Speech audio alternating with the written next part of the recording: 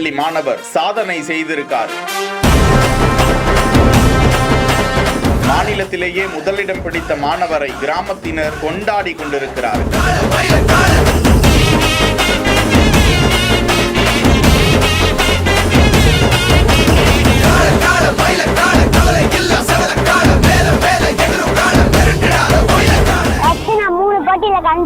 அந்த 3 போட்டியில மாவட்ட அளவுல 2 போட்டியில ஜெயிச்சேன். ஸ்டேட்ல ஆங்கிலம் போட்டியில ஜெயிச்சேன். உங்களுக்கு எப்படி இருந்தது? ஜாலியா இருந்துச்சு.